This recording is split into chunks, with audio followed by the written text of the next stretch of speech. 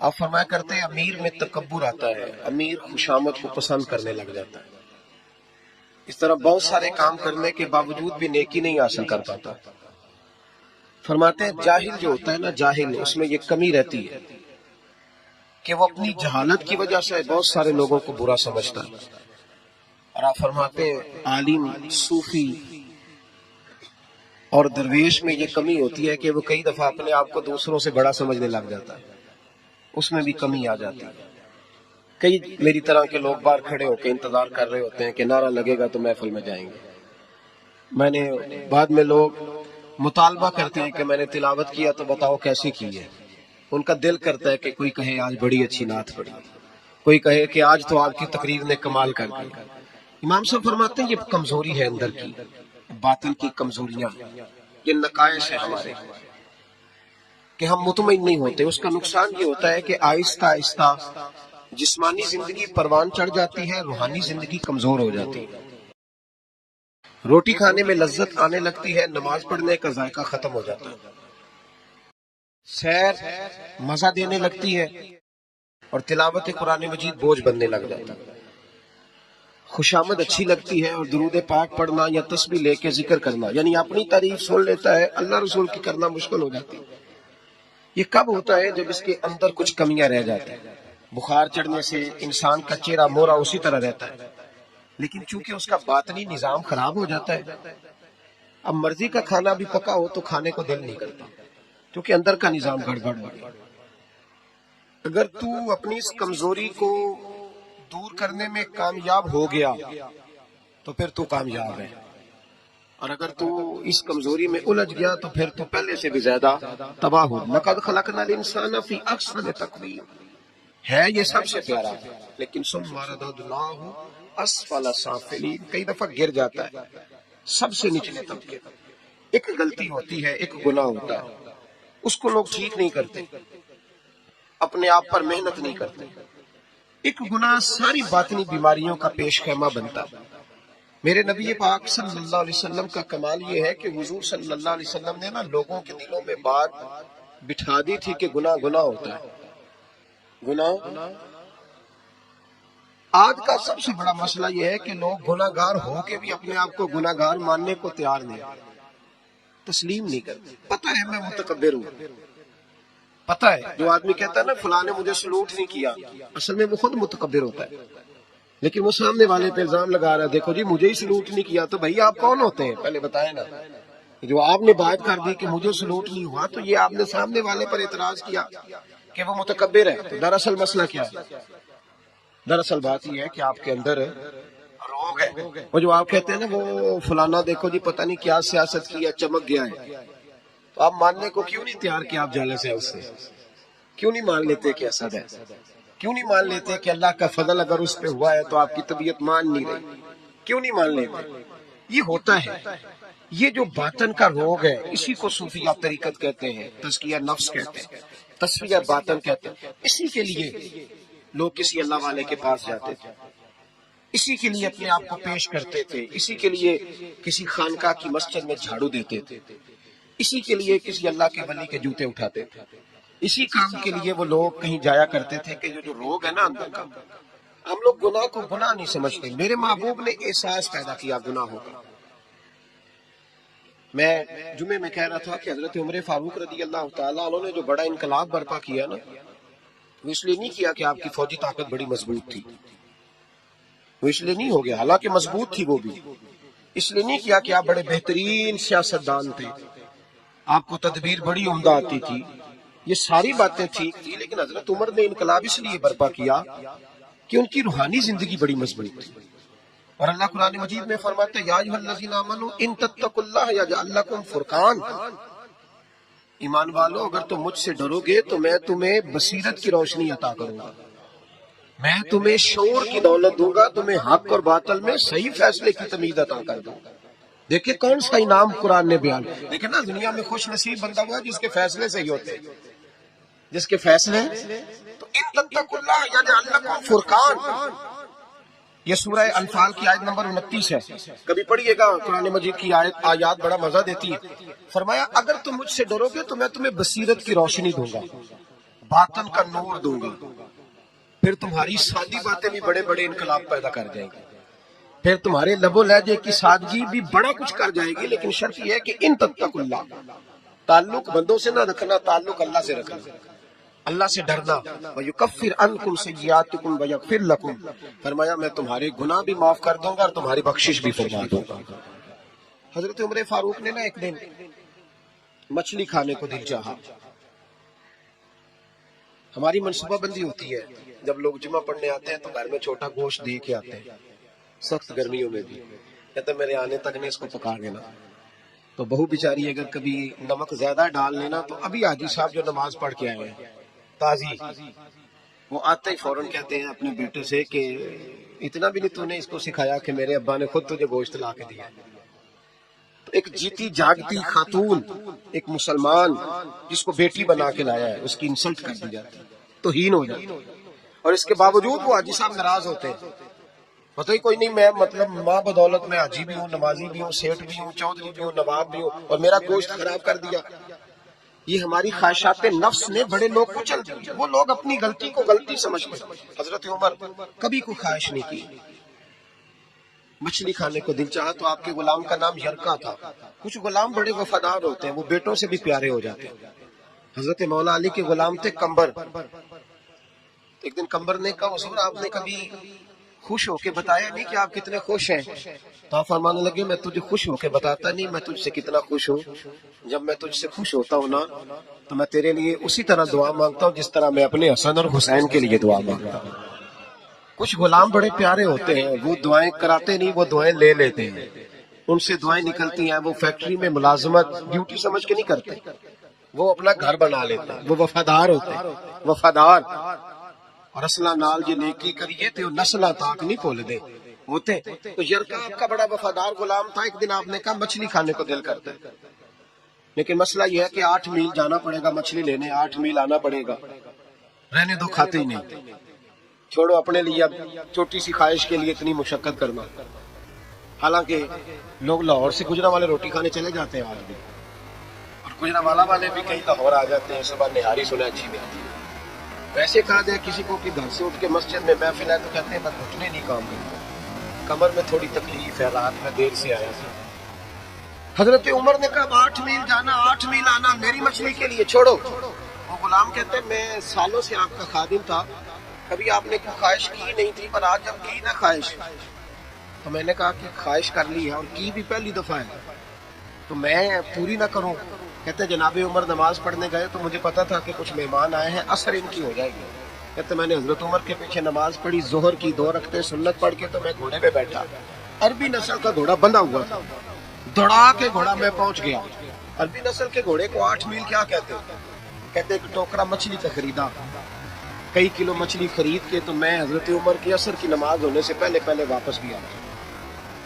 کہتے ہیں گھوڑے کو میں نے ٹھنڈی چھاؤں میں باندھا تاکہ اس کو پسینہ آیا تو خشک ہو جائے، جناب عمر کہیں دیکھ نہیں لے۔ کہتے وہ اس کو پسینہ خشک ہو گیا، جب میں اس کے قریب گیا تو گرد و غبار، وہ پسینہ خشک ہوا تو جو مٹی کی چٹا وہ خشک ہو گیا، تو میں نے کہا حضرت عمر تو پھر دیکھ لیں گے۔ کہتے میں فٹافٹ گھوڑے کو کنویں پہ لے گیا، میں نے اسے غسل کرایا، اچھی طرح جب گھوڑے کو غسل کرایا پھر لا کے چھاؤں میں باندھا۔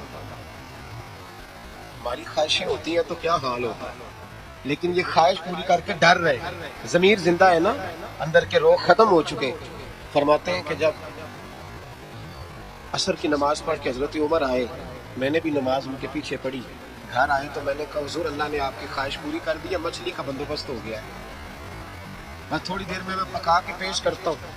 کہتے میں نے یہ لفظ کہے تو جناب عمر اٹھے اور گھوڑے کے پاس چلے گئے، گھوڑے کی پشت پہ ہاتھ پھیرا، اس کی ٹانگوں پہ ہاتھ پھیرا، پھر حضرت عمر گھوڑے کے کانوں کے پاس گئے تو اس کا ایک کان اوپر اٹھایا تو کہنے لگے یرکا ادھر آ یار۔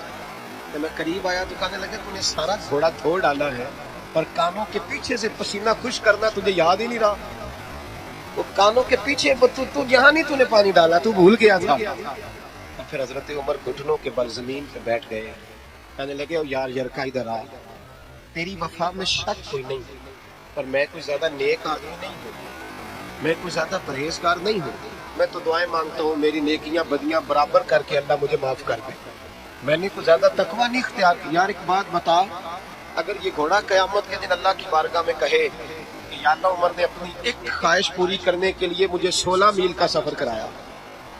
اے اللہ میں جانور تھا، بے زبان تھا، یہ میری غلطی. 16 میل کا سفر ایک خواہش پوری کرنے کے لیے. تو یرکا تو بتا، میرے جیسا وجود کا کمزور آدمی مالک کے حضور گھوڑے کے سوال کا جواب کیسے دے گا؟ وہ یرکا کہتا ہے میں اپنے باپ کے فوت ہونے پہ اتنا نہیں رویا تھا جتنا میں آج رویا. میں تڑپ اٹھا کہ حضور یہ والی سوچ، یہ والا. یہاں تو لوگ اپنے نوکر کو 4 تھپڑ مار کے کہتے ہیں پھر کیا ہو گیا، میں تیرا مالک نہیں. اس کو رسوا کر کے کہتے ہیں پھر کیا ہو گیا. بات ہے یہاں بہو کو 20 گالیاں دے کر اور غریب رشتہ دار کو برا بھلا کہہ کر اپنے ملازم کو لوگ نیچا دکھا کے خوش ہوتے ہیں. کہتے ہیں دیکھا نا، پتا چلا میں چودھری ہوں، میں افسر ہوں، میں فلاں ہوتا ہوں. میری چدراہٹ. غلام رونے لگا. جناب عمر کہنے لگے اب اس طرح کر، گھوڑے کو تھوڑا چارہ اضافی ڈال، اور جو تو مچھلی لے کے آیا ہے نا، یہ مدینے کے کسی غریب گھر میں لے جا، اور ان غریبوں کو ساری مچھلی دے کے کہنا تیری بخشش کی دعا بھی کرے، عمر کی معافی کے لیے بھی دعا کرے. جب ضمیر زندہ ہوتا ہے نا، پھر اتنی سی بات بھی بوجھ بنتی ہے. اور اگر ضمیر مر جائے تو لوگ قتل کی بھی وضاحتیں دینے لگ جائیں، لوگ کروڑوں کی کرپشن کر کے اس کی بھی وضاحتیں دینے لگ جائیں. لوگ اس کے حق میں بھی جب ضمیر مردہ ہوتا ہے. میرے محبوب نے وَيُزَكِّيكُمْ کی شان کے ساتھ کمال یہ دکھایا، ضمیر زندہ کر دی، زندہ کر دی ہے ضمیر. ذرا ذرا سی پڑھیے نا بخاری، قبیلہ غامدیہ کی ایک عورت نبی پاک کی بارگاہ میں آئی. کوئی اسے گرفتار کر کے نہیں لایا، کسی نے درنے مار کے نہیں منوایا، خود آئی. آ کے عرض کرنے لگی یا رسول اللہ میں بھول گئی تھی، شادی شدہ ہونے کے باوجود زنا کر بیٹھا، اور جب سے غلطی ہوئی ہے ساری رات نیند نہیں آتی. حضور مہربانی کی جائے. نبی پاک صلی اللہ علیہ وسلم دیکھیں یہاں مجرم مانتا ہی نہیں، اور یہاں مجرم کیا کہہ رہے ہیں. حضور فرمانے لگے ہمیں کیسے پتہ چلے گا کہ تو نے گناہ کیا، یعنی تو ثابت کر کے تو گناہ گار ہے کہ نہیں. امام نبوی شرح مسلم میں کہتے ہیں کمال ہے کہ وہ خاتون کو ثابت کرنا پڑ رہا ہے. تو وہ رو کے عرض کرنے لگے یا رسول اللہ میرے پیٹ میں ناجائز بچہ ہے، یہ دلیل ہے کہ میں گناہ گار ہوں، میرا شوہر تو ہے ہی نہیں. شارحین نے لکھا ہے کہ وہ کہیں دیہات میں تھے یا جو بھی مانا تھا، ناجائز بچہ ہے.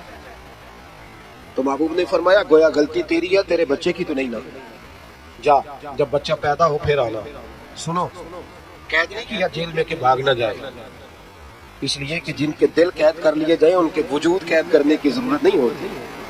فرمایا جاؤ بچہ پیدا ہونے پر آنا. حضرت ابو ہریرہ فرماتے ہیں بچہ پیدا ہونے کے بعد 8 مہینے کے بعد آئی، گود میں چاند سا بچہ ہے. کہنے لگی محبوبہ بچہ پیدا ہو گیا، میری کبھی سزا کا اعلان ہو جائے نا تو حضور میری وہ راتوں کی نیندیں بحال ہو جائیں. نبی پاک صلی اللہ علیہ وسلم نے فرمایا گویا غلطی تیری ہے، تیرے بیٹے کی تو نہیں نا، جا اسے دودھ پلا. جب یہ روٹی کھانے کے قابل ہوا تو دوبارہ آنا. قید نہیں کیا، 2 سپاہی نہیں ساتھ بھیجے. صحابہ کہتے ہیں پھر 2 سال کے بعد آئی، بچے کے ہاتھ میں روٹی کا لقمہ ہے. آ کے عرض کرنے لگی محبوبہ یہ روٹی کھانے لگ گیا ہے، پر یا رسول اللہ میری نماز کی لذت چلی گئی. سنیا میں کعبہ تو دور رہ گیا، میں مسجد کو بھی غور سے نہیں دیکھتی کہ میں نے تو رب کو ناراض کیا ہوا. محبوبہ میں تیرے جلوے بھی غور سے نہیں دیکھتی، میں کسی صحابی کا چہرہ بھی نہیں دیکھ پاتی. مجھے معافی مل جائے، مجھے پاک کر دیا جائے، رحمت ہو جائے. محبوب نے بچہ ایک صحابی کو دیا، فرمایا اپنے بیٹے سے زیادہ شفقت کر کے پالنا. صحابی بچہ لے گئے. نبی کریم علیہ السلام نے سزا کا اعلان کیا، فرمایا لے جاؤ اسے، روڑے مارو، سنسار کر دو، پتھر مار مار کے مار دو. حضرت ابو ہریرہ رضی اللہ تعالیٰ عنہ فرماتے ہیں اور جناب انس بن مالک فرماتے ہیں، دونوں حدیث کے راوی ہیں، کہتے اسے روڑے مارے، عورت ختم ہو گئی، انتقال کر گئی، یہاں تک معاملہ اس کا تھا. اب میرے محبوب نے فیصلہ فرمایا.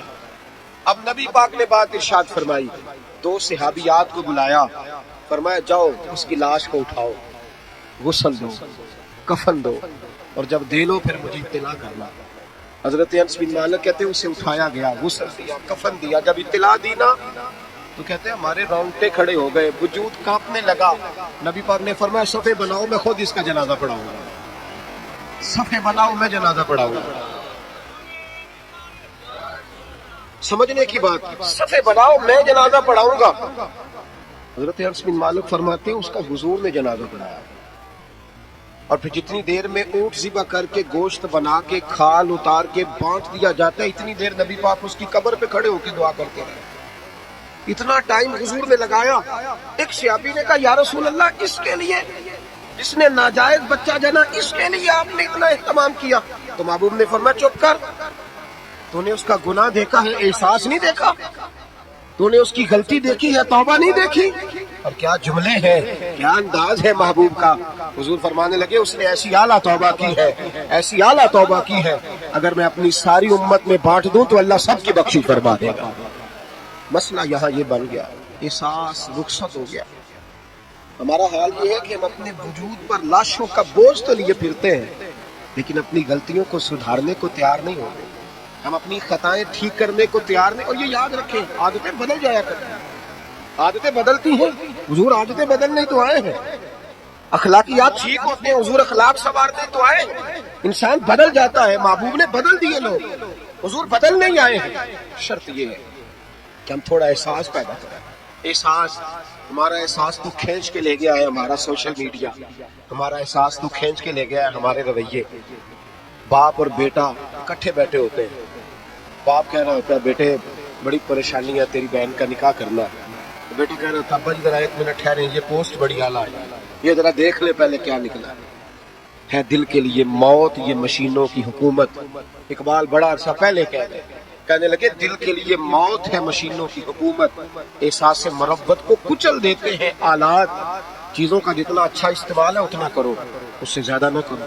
اب تو گند گھروں تک آ گیا، اب تو مجرے، بے حیائیاں، فحاشیاں جیبوں کے اندر چلی گئی ہیں. میں رات بڑی دور تھا تو میں کہہ رہا تھا، وہاں فکر حسین کانفرنس تھی، تو میں کہہ رہا تھا امام حسین کا دن منانے والوں، یزید تو جمعے میں خطبہ دیا کرتا تھا. ہمارے حکمران تو سورت اخلاص اور سورت کوثر نہیں پڑھ سکتے، وہ تو جمعے کی جماعت کراتا تھا. کیوں نکلا امام حسین اس کے خلاف؟ امام حسین کے سارے خطبے پڑھ کے دیکھ لیں. امام حسین فرمایا کرتے تھے تارک نماز ہے، شرابی ہے اور رنڈیوں کا ناچ دیکھتا ہے، جس میں یہ چیزیں پائی جائیں وہ مسلمانوں کا حکمران نہیں ہو سکتا. تو امام حسین نے تو فحاشی اور یعنی شراب کے خلاف اپنا 6 مہینے کے لیے اصغر سے لے کر 18 سال کے بیٹے شہید کرا دیے. اور میرے موبائل میں سارا گند بھرا ہوتا ہے، پھر بھی میں 10 محرم پہ 4 دیگیں اتار لیتا ہوں. ساری رات بے حیائی دیکھنا، ساری رات پانی، فحاشی اور عریانی کو فروغ دینا، اور 10 محرم آنا تو موٹے موٹے آنسو بھی گرانا کہ مجھے امام حسین سے پیار ہے. تو یہ ہم سے نہ رقم ہوں گے قصید یزید کے. ہم لوگ تو حسین کے سیرت نگار ہیں. دو رنگی چھوڑ کے یک رنگ ہو جا، سراسر موم ہو جا یا پھر سنگ ہو جا. ایک کام کر، سارا سال یزید کی فکر کو پرموٹ کرنا، سارا سال یزید کا سپورٹر ووٹر رہنا، بڑے شرابی کے بڑی فوٹو کے نیچے چھوٹی اپنی بھی لگوانا، اور 10 محرم کو دیگیں پکا کے حسینی بننے کی ناکام کوشش کرنا.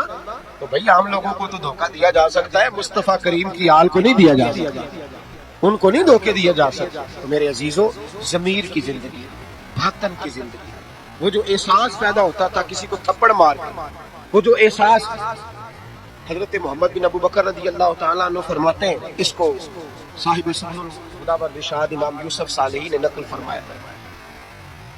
کہتے ہیں کہ میں حضور کے ساتھ ایک جنگ پہ گیا تو واپس ہم آ رہے تھے تو اس جنگ میں بڑی فتح ہوئی.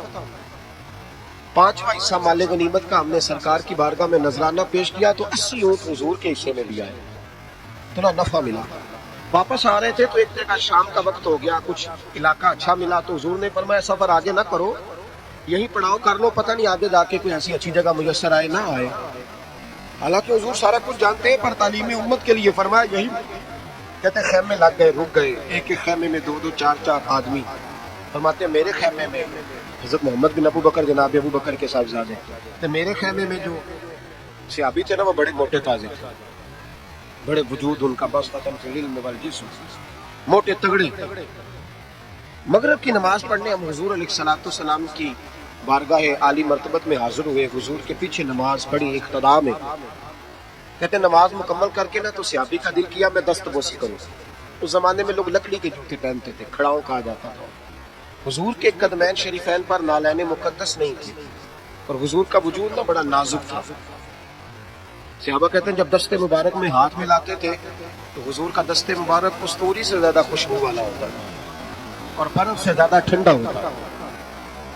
تو فرماتے ہیں حضور کی بارگاہ میں نا نماز کے بعد جب صحابہ بکھرے تو وہ بھی آگے بڑھے سلام. یہ کچھ لوگ آتے ہیں سلام لینے، مجھے بڑی تکلیف ہوتی ہے جب دھکے لگتے ہیں نا تو میں کہتا ہوں یار نہ آیا کرو، ہم کون سا کوئی اتنے اعزاز والے لوگ ہیں. دھکے لگے، اور کچھ اتنی محبت سے سلام لیتے ہیں، اتنی محبت سے سلام لیتے ہیں کہ کئی دفعہ جوڑ ہل جاتے ہیں، اتنا زبردست سلام لیتے ہیں.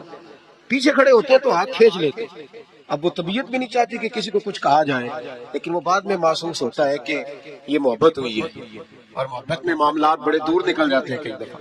تو محبت تو اس کا نام ہے کہ محبوب کو آسانی کس بات میں ہے، محبوب کو آسانی کس بات میں ہے. محبت اس چیز کا نام ہے، اس چیز کا نام نہیں کہ میں کیا خواہش کر رہا ہوں محبوب ہو والی کری نا. وہ راضی کس بات میں ہے، میں گڈی تے ہتھ ڈور سجن دے وہ جینج رکھے اونج رہنا. واجب نہیں جے وچ شریعت مندہ خصم نو کہنا. بات تو یہ ہے کہ اس کو آسانی کس بات ہے. عام دام برسرے مطلب وہ سلام لینے کے لیے جب آگے بڑھے نا تو جوش میں دوڑ کے آگے بڑھے. حضور کے دستے مبارک کو چوما، لکڑی کے جوتے پہنے تھے، حضور کے قدم مبارک میں جوتا نہیں تھا، انہوں نے اپنے پیر سے حضور کا پیر دبا دیا. تو جو ہے میری بات پر، یہ باٹا کے جوتے پہننے والا جب کسی کا پیر دباتا ہے نا، اور بندہ بھی تگڑا ہو تو ایک دفعہ سمجھ آتی ہے کہ کسی نے پیر دبایا ہے. تو محبوب کے دستے مبارک میں چھڑی رہتی تھی، سنت مبارکہ ہے چھڑی رکھنا، آسام بات. جب اس صحابی نے پیر دبایا نا تو نبی پاک اب وہ چھوڑ بھی نہیں رہے، دیر ہو گئی، پیر پہ پیر رکھ کے کھڑے. تو تکلیف محسوس کی سرکار نے، تو چھڑی پیٹ میں چبھائی، فرمایا یار میرا پیر تو چھوڑ دے. اب وہ پیچھے ہٹے تو بڑے پریشان ہوئے کہ یہ مجھ سے کیا ہو گیا، کانپنے لگے، رونے لگے. حضور نے فرمایا کوئی بات نہیں، جاؤ. صحابہ نے بھی ذرا گھور کے دیکھا، محبوب نیچے بیٹھ گئے، اپنا قدم مبارک دبایا. حضرت محمد بن ابو بکر کہتے ہیں اپنے خیمے میں ہم لوگ چلے گئے، عشاء کی نماز بھی حضور کے پیچھے پڑی، پر وہ صحابی ساری رات سو نہیں سکے. یار یہ مجھ سے کیا ہو گیا، گرا جول کی نگاہ سے وہ سنبھل نہیں سکتا. میں نے حضور کو تکلیف دی، محبوب کو تکلیف دی. کہتے وہ تڑپنے لگے، رونے لگے.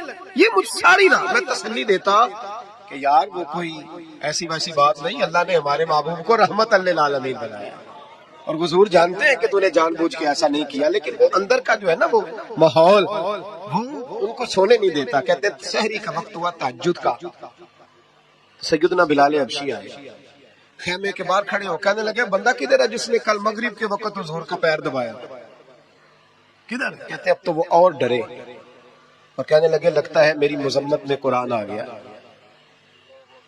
محبوب کی غیر ارادی بے ادبی بھی اللہ کو پسند نہیں. کہا لگتا ہے آیتیں آ گئی، پتہ نہیں میرے بارے میں کیا حکم آیا ہوگا. آپ اپنے ابا سے کہہ کے میری سفارش کرائیں گے، جناب صدیق اکبر سے کہیں گے کہ ایسا نہ ہو کہ میری دنیا بھی جائے اور آخرت بھی جائے. کہتے تڑپتے سسکتے در رسول پہ پہنچے، سحری کا وقت حضور تشریف فرما ہے. کہتے اب میں اور وہ منتظر تھے کہ کوئی ایسا حکم آئے گا، پتہ نہیں کیا بنے گا، اور اس حکم کے معاملے میں پھر کہاں تک بات جائے گی. قربان جائے جب حضور کے سامنے کھڑے ہوئے تو سارا کچھ جاننے والے محبوب نے اپنی امت کی تعلیم کے لیے فرمایا بھائی عشاء کے بعد ہی تجھے بلانے کا ارادہ ہوا تھا، پھر خیال آیا کہ تو کہیں سویا ہوگا، سحری میں لوگ اٹھ جاتے ہیں تہجد کے لیے، اس لیے تجھے بلایا ہے. فرماتے ہیں اب انتظار تھا کہ وہ بڑی بات آئے، ڈر رہے تھے، لیکن قربان جائے نبی پاک نے پیر دبانے کا ذکر ہی نہیں فرمایا. حضور فرمانے لگے بلایا اس لیے ہے کہ کل شام میں نے تیرے پیٹ میں چھڑی چبو دی تھی، تجھے تکلیف ہوئی ہوگی تو اللہ کی رضا کے لیے معاف نہیں کر دیتا. جناب محمد بن ابو بکر کہتے ہیں پہلے تو وہ اکیلا روتا تھا، اب ہم سب نے رونا شروع کر دیا. حضور آپ کیا فرمانے؟ کہنے لگے نہیں یار بیچارے کا پیٹ بڑا ہے، میں نے چھڑی چبو دی، اس کو تکلیف ہوئی ہوگی. اور کیا لفظ ہے حدیث میں، محبوب فرمانے لگے میں ساری رات سو نہیں سکا. اس کا وہ درد، او بھائی تو اپنے ابا کو سخت بات کہہ کے آ کے بیڈ پہ آرام سے سو جاتا، تو اپنی اماں کو سخت جملہ کہہ کے وہ تڑپتی رہتی ہے، اسے وہ ساری راتیں یاد آتی ہیں، اس نے بیٹے کے لیے بیدار رہ کے گزاری ہوتی، تو ایک فکرہ کہہ کے تو سوچتا ہی نہیں، کہنے والے تو کہہ ہی دیتے ہیں، یہ سننے والے ہیں جو کمال کرتے ہیں، انہوں نے خیال ہی نہیں کیا. بابو فرمانے لگے سو نہیں پایا، چل اللہ کی رضا کے لیے معاف کر دے. تو کہنے لگے حضور وہ تو میں نے پیر دبایا تھا اس لیے آپ نے مجھے چھڑی چبھوئی، آپ کیا کہہ رہے ہیں؟ تو محبوب فرمانے دیکھے وضاحت دیکھے، محبوب فرمانے لگے تو نے تو ان دیکھے پیر دبایا تھا، میں تو دیکھ رہا تھا، مجھے نہیں چھڑی چبھونی چاہیے تھی، چل تو کہہ میں نے معاف کیا. تو عرض کرنے لگے حضور جس طرح آپ راضی ہیں میں بھی اسی طرح ہی راضی ہوں. محبوب فرمانے لگے تو تو راضی ہے پر میں نہیں ابھی راضی. حضور آپ کیسے راضی ہوتے ہیں؟ فرمایا جی 80 اونٹ میرے حصے میں آئے ہیں، اگر تو سارے تحفے میں قبول کرے تو میں راضی ہو جاؤں گا. تحفے میں رکھ لے سارے. کون دیتا ہے دینے کو، فاضل بریلوی کا انداز میں ذرا دیکھیے، کون دیتا ہے دینے کو اس کا پنجابی ترجمہ ہے کہ کون دیتا ہے؟ دین واسطے جگرا چاہیے. کون دیتا ہے؟ دینے کو منہ چاہیے. دینے والا ہے سچا ہمارا. اور پھر کہتے ہیں مانگیں گے مانگے جائیں گے اور منہ مانگی پائیں گے. ہم مانگیں گے مانگے جائیں گے اور منہ، یعنی جو مانگیں گے نا منہ مانگی ملے گی حضور کے دروازے سے. مانگیں گے مانگے جائیں گے منہ مانگی پائیں گے. سرکار میں نہ لا ہے نہ حاجت اگر کی ہے. تو حضور نے فرمایا 80 اونٹ رکھ لے میں راضی ہو جاؤں گا. کہتے ہیں جب حضور نے کہا راضی تب ہوں گا، شرط لگائی تو 80 اونٹ وصول کیے انہوں نے. کہتے ہیں واپس خیمے میں آ رہے تھے تو میں اس کو دیکھ کے مسکرا رہا تھا. میں نے کہا اپنے نصیبوں پہ ناز کر، اللہ نے کیسا رسول عطا فرمایا ہے.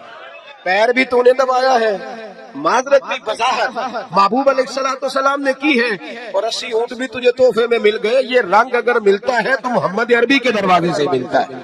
تو میرے نبی کریم اللہ کو جلال. میرے بھائی جو مضمون میں نے آپ کی خدمت میں چھیڑا ہے نا، جو بات وہ یہ ہے کہ احساس اندر جو کمی ہے نا، جو غلطی ہے اس کا احساس. یہ نہ دیکھے سامنے والا کیا کر رہا ہے. کہتے نہیں میں صحیح سے صحیح ہوں اور برے سے، تو یہ کمال ہے کوئی. صحیح سے تو سارے صحیح ہوتے ہیں، اچھے سے تو جی بندہ اچھا ہے نا. ایک بندہ مجھے کہنے لگا جی مجھ سے غلط بات نہیں برداشت ہوتی. تو میں نے کہا صحیح بات برداشت کرنے کی ضرورت بھی نہیں ہوتی، اس لیے کہ وہ بات ہی صحیح ہوتی ہے. مجھ سے غلط بات برداشت ہے تو پھر مثلا برداشت پھر کیا ہوتا ہے؟ صحیح بات تو برداشت کرنے کی ضرورت ہی، غلط بات ہی تو برداشت کرنی ہوتی ہے کہ برداشت کر کے سامنے والے کو سمجھایا جائے، اسے قائل کیا جائے، اسے کہا جائے کہ تو غلطی پہ ہے لیکن اس کی بات برداشت کی جائے. اینٹ کا جواب پتھر سے دے دینا یہ کوئی کمال ہے؟ کمال ہے اس کا نام کہ غلط بات برداشت کی جائے. صحیح بات تو ہوتی صحیح ہے، اس میں برداشت کرنے والی کیا بات ہے؟ میرے بھائی احساس پیدا کرو. کہاں کس سے کمی رہ گئی. حضرت سالبہ بن عبد الرحمن حضور کے صحابی ہیں. نبی پاک صلی اللہ علیہ وسلم نے فرمایا جاؤ فلاں آدمی کو بلا کے لاؤ. بلانے چلے گئے تو رستے میں ایک عورت بے پردہ تھی. ایک نظر اس کو دیکھا، پہلی نظر ویسے ہی معاف ہے، دوبارہ اب جو دیکھتا ہے وہ جان بوجھ کے دیکھتا ہے. دوبارہ نظر اٹھی. ہمارے ہاں ساری سزا عورتوں کے لیے ہے کہ پردہ کرے، حالانکہ پردہ مرد کا بھی ہے. جی گھورنے لگ گئے آپ مجھے. پردہ جس طرح عورتوں کو حکم ہے نا کہ نظریں نیچی رکھو، اسی طرح مردوں کو بھی حکم ہے کہ تم بھی اپنی نظریں، اگر عورت سامنے بے پردہ آ جائے گی تو مرد یہ نہیں کہے گا دیکھو یہ پردہ ہی نہیں کر دی. اب وہ کیا کرے گا؟ بولے تو پھر مردوں کا بھی پردہ ہوا کہ نہ ہوا؟ ہمارے یہاں عجیب معاملہ ہے، پردہ صرف عورتوں کا ہے، مرد کو کھلی چھٹی ہے، جو مرضی گند بند دیکھتا پھرے مانگ. منع کیا نبی پاک اور فرمایا یہ نظر شیطان کے تیروں میں سے تیر ہے، اس سے بچو، یہ تمہاری روح پہ لگے گا، تمہیں گھائل کر دے گا، مار دے گا تمہیں. مرد کی آنکھ کا بھی پردہ ہے، نظر جھکا کے رکھے. سالبہ بن عبد الرحمن رضی اللہ تعالیٰ عنہ گزر رہے تھے. اس سالبہ نام کے 7 صحابی ہیں محبوب کے. بعضوں کا خیال آتا ہے کہ فلاں سالبہ کی بھی ہم نے 7 صحابی ہیں، اسے ایک نام عبداللہ نام کے خدا جانے کتنے صحابی، 20 میری نظر سے گزر چکے. تو جناب سالبہ بیٹھے تھے، فرمایا فلاں کو بلا کے لاؤ. جب بلانے گئے تو رستے میں عورت پہ نظر پڑی. پہلی نظر تو معاف ہے لیکن دوبارہ دیکھ بیٹھے. دوبارہ نظر پڑی تو پریشان ہو جائے. خیال آیا میں نے تو خیانت کی اپنے نبی پاک سے، حضور نے تو منع کیا یہ کام کرنے سے. اب واپس حضور کے پاس نہیں آئے، جنگل میں چلے گئے. ابن قدامہ نے کتاب التوابین میں اس روایت کو لکھا ہے، کہتے 40 دن وہ پہاڑوں میں روتے رہے کہ یا اللہ مجھ سے غلطی ہو گئی. کتنے دن؟ اب ہمارا شغل ہے، اس کو لوگ گناہ ہی نہیں سمجھتے. بدنگاہی تو کوئی گناہ ہی نہیں، اب تو یہ شغل ہے. اب تو ہمارے ہاں معاذ اللہ تعالیٰ سیانے بیانے بندے بیچ بیٹھے ہوتے ہیں جب یہ باتیں ہو رہی ہوتی ہیں، یہ شغل ہے ہمارا. اب تو ابا کے سامنے بچہ وال پیپر گندی تصویر کا لگایا ہوتا ہے پر وہ کہتا ہے عمر ہے نا جی، عمر ہے نا جی. مجھے پتہ ہی نہیں ہے کتنا گند کر رہا ہے. یہ تباہ ہو جائے گا روحانی طور پر اگر یہ گند دیکھنے میں الجھ گیا. تو امام شافعی کا فتویٰ ہے جس کی نظر گندی ہوتی ہے اس کا حافظہ کمزور ہوتا ہے، وہ کوئی بڑا کام نہیں کر سکتا، وہ نفسیات کا مریض ہو جاتا ہے جو گندی نظر والا آدمی ہوتا ہے. ہمیں پتہ ہی نہیں کہ ہمارے مسائل اصل میں ہے کیا. تو 40 دن جنگل میں روتے رہے، 40 دن. محبوب سارا کچھ جانتے تھے پر خاموش رہے. حضرت جبریل امین حاضر ہوئے، عرض کی یا رسول اللہ آپ کا وہ غلام رو رہا ہے. رب کہتا اسے بلا لے، میں نے اس کا گناہ معاف کر دیا ہے. تو نبی پاک صلی اللہ علیہ وسلم نے حضرت مولا علی شیر خدا جناب سلمان فارسی کو بھیجا، فرمایا فلاں جگہ لے آؤ. کہتے جب ہم گئے تو 2 پہاڑوں کے درمیان جناب سالبہ تڑپ کے رو رہے. ہمیں دیکھ کے اور روئے. کہنے لگے علی میرے بارے میں کوئی آیت تو نہیں نازل ہو گئی؟ تو کہا نہیں. چل حضور نے بلایا ہے. کہا اچھا حضور کہتے کیا تھے، فرماتے کیا تھے؟ کہا پتہ نہیں لیکن بلایا ہے. کہتے جب ہمارے ساتھ چلنے لگے مسجد نبوی قریب آئی تو کہنے لگے علی بہت بڑا گناہ کر بیٹھا، نظریں میلی ہو گئی، وضو نہیں آنکھوں کا، مجھے ڈائریکٹ نہ لے کے جاؤ حضور کے پاس. جب نبی پاک نماز کی نیت باندھ لینا پھر میں جاؤں گا، میں پیچھے کھڑا ہو جاؤں گا حضور کے. میری طبیعت میں حوصلہ نہیں. یہاں تو پتہ نہیں میں کس طرح عشق رسول کا دعویٰ کرتا ہوں منبر پر بیٹھ کر، اور ہماری یہ میلاد آئے گا تو محفل میلاد میں اس طرح کے دعوے ہوں گے اسٹیج پر کہ علمان والا فیس، پتہ نہیں کیا کیا لوگ کہہ دیں گے، پتہ نہیں ہمیں ہم کیا ہیں اور ہم کیا کہہ رہے ہیں، من آنم کے من دانم، پتہ ہی نہیں اور کتنا بڑا دعویٰ کر دیا. کہ میرے اندر طاقت نہیں سامنا کرنے. مولا علی فرماتے ہیں جب حضور نے مغرب کی نماز کی نیت باندھی تو انہوں نے بھی پیچھے نیت باندھی. اتفاق کی بات یہ کہ حضور نے پہلی رکعت میں سورہ انفطار پڑھنی شروع کر دی. اذا السماء انفطرت واذا الكواكب انتصرت واذا البحار فجرت. کہتے ہیں جب محبوب اس آیت پہ پہنچے نا کہ یا ایھا الانسان ما غرک بربک الکریم، اے انسان تجھے کس چیز نے دھوکے میں ڈال دیا، حالانکہ تیرا رب تو بڑا ہی کرم کرنے والا ہے، تو کس طرح کسی اور کے دھوکے میں بربک الکریم. اور ضمیر واحد ہے، میں تفسیر پہ نہیں جاتا. کہا تیرا اپنا رب، بربک کا تیرا اپنا رب، تیرا رب تو بڑا کریم ہے، تو پھر بھی کہیں اور چلا گیا. جب یہ آیت سنی تو پیچھے چیخ ماری، بے ہوش ہو کے گر گئے. گھر والے گھر لے گئے. نماز مکمل ہوئی تو حضور نے فرمایا کیا ہوا؟ عرض کی حضور وہ تو رو پڑے تھے. گھر لے گئے. محبوب پیچھے گئے تو بے سود پڑے، تیز بخار ہو گیا.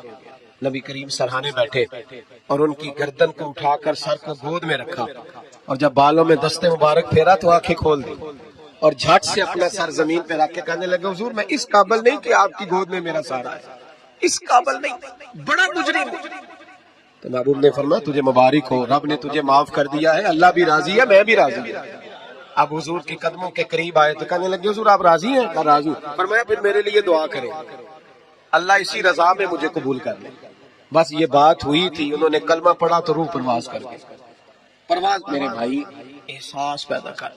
یاد رکھیں اگر روحانی زندگی صحیح نہیں نہ ہوگی، یاد رکھ لیں کسی کا کوئی نقصان نہیں، سارے سکون سے سو جائیں گے، آپ نہیں سو پائیں گے. اگر آپ کے ضمیر پہ بوجھ رہیں گے نا تو سارے لوگ رمضان میں 4 قرآن پاک ختم کریں گے، آپ 10 پارے بھی نہیں پڑھ پائیں گے. اگر آپ اپنے آپ کو صحیح نہیں کریں گے، روحانی زندگی بحال نہیں ہوگی، تو یاد رکھنا بڑا اپنا آپ سارا کچھ سجا کے ظاہراً بڑے پرہیزگار بن کے بھی اپنے ضمیر کی عدالت میں فیصلہ اپنے حق میں نہیں کرا پائے. تجوریوں سے مال بھرا ہوا ہوگا لیکن گھر میں سکون نام کی چیز ڈھونڈنے سے نہیں ملے گی، اس لیے کہ الا بذکر اللہ تطمئن القلوب، اللہ کی ذات سے جڑ جانے سے دل کو سکون ہوتا ہے. کیا بہت بڑی سزا نہیں مالک کی کہ انسان سارا کچھ کرے، فارغ ٹائم ہو تو وہ ٹی وی دیکھے؟ کیا بہت بڑی سزا نہیں کہ 3 مہینے کی چھٹیاں بھی اسے ہوں لیکن وہ ایک سپارہ قرآن پاک نہ پڑھ سکے؟ وہ گپے مارنے بیٹھے تو 6 گھنٹے لگا دے اور تسبیح دی جائے تو 10 منٹ میں بس ہو جائے، درود پڑھا ہی نہ جائے. یہ سزا نہیں؟ کیا یہ کم سزا ہے کہ وہ دنیا دراز پہ گھوم آئے لیکن مسجد میں جائے تو اسے کچھ بنے؟ کیا سزا نہیں؟ اللہ سے معافی مانگے، مل کے اس کے حضور استغفار کریں، باطن کی زندگی آباد کرنے کی کوشش کریں. چھوڑ دیں بن کے بیٹھنا، آگے آگے بڑھنا، اپنے آپ کو شمار کرنا. ہم تو میلاد کی جلسوں میں بھی بڑی کرسی تلاش کرتے ہیں، ہم تو دینی محفلوں میں بھی کوشش کرتے ہیں کوئی ہمارا نام لے کے، صحیح نام لے کے پکارے. میں میاں چنو میں تھا کل مغرب میں، تو ایک صاحب کہنے لگے ولی کامل. میں نے بعد میں ان سے کہا کہ آپ کو پتہ ہے میں کیا ہوں؟ اتنا بڑا دعویٰ میرے حق میں آئندہ نہ آپ کریں، اور مت سمجھے کہ آپ تھوڑے اچھے برے جملے استعمال کریں گے تو میں خوش ہوں گا. میں جو ہوں نا میں اس کے اندر بڑا مطمئن ہوں، میں اس سے آگے نہیں بڑھنا چاہتا. پتہ سارا ہے سردار نو کیتیاں دا، پتہ سارا ہے سردار نو کیتیاں دا، یہ پردہ چپایا ہی تیرا پلا ہو سی. وہ بو علی سینا سے سنے جی، سنے بو علی سینا سے کسی نے کہا تھا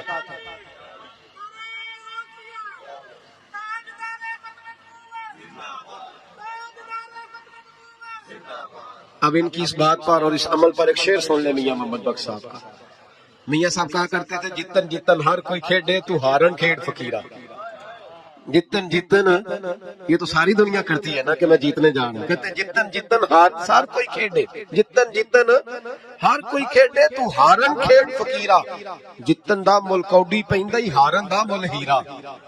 جتن دا مل کوڈی. ابو علی سینا سے کسی نے کہا کہ کیا محسوس کرتے ہو, آج کل کچھ حالات بہتر ہے؟ تو ابو علی سینا کیونکہ حضرت ابو الحسن خرقانی کے مرید تھے, ہاں سائنسدان ہونے کے ساتھ ساتھ صوفی تھے, درویش تھے.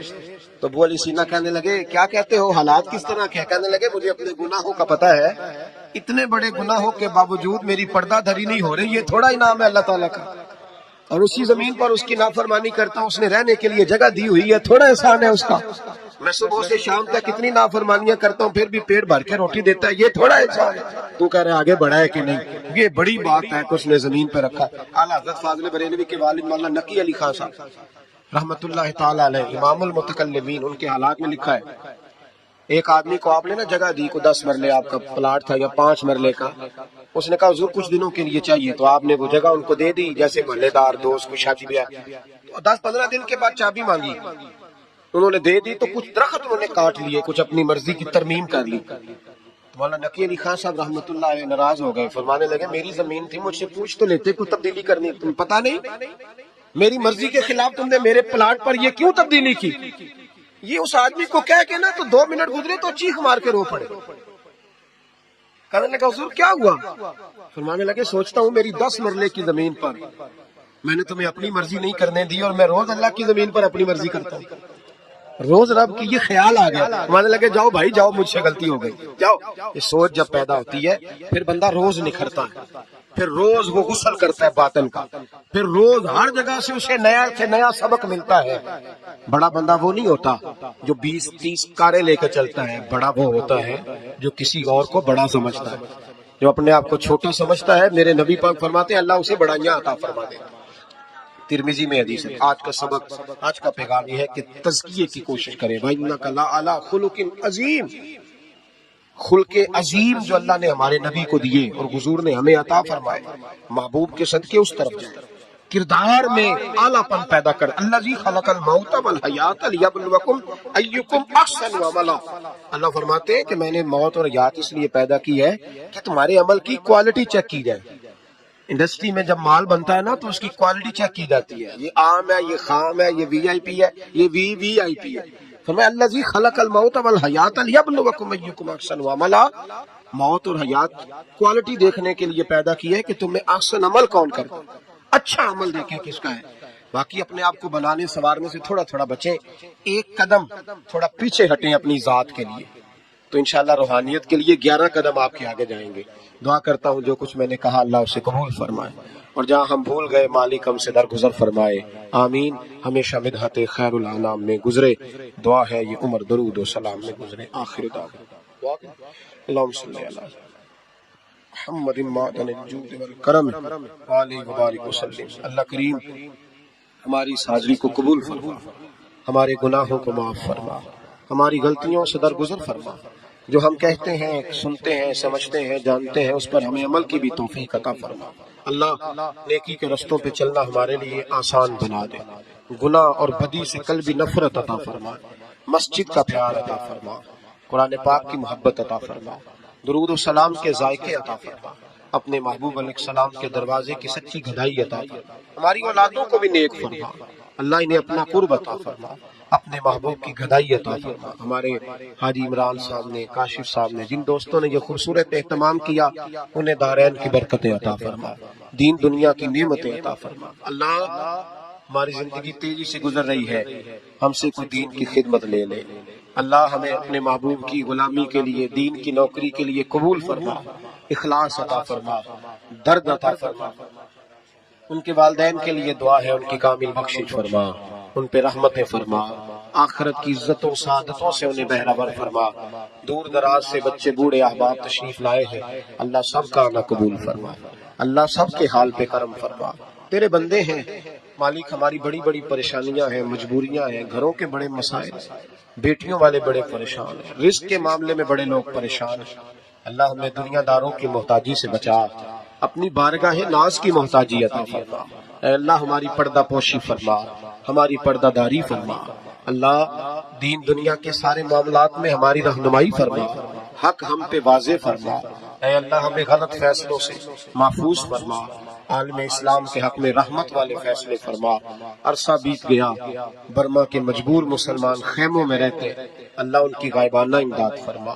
کشمیر اور فلسطین کے مظلوموں کو سالوں بیتنے کے ہیں، اے اللہ ان کی مدد فرما۔ پاکستان کو اسلام کا قلعہ بنا، زندگی تقوی کے نور والی عطا فرما، موت کلمہ اسلام سے نصیب فرما۔ اللہم رب اغفر وارحم وانت خیر الراحمین۔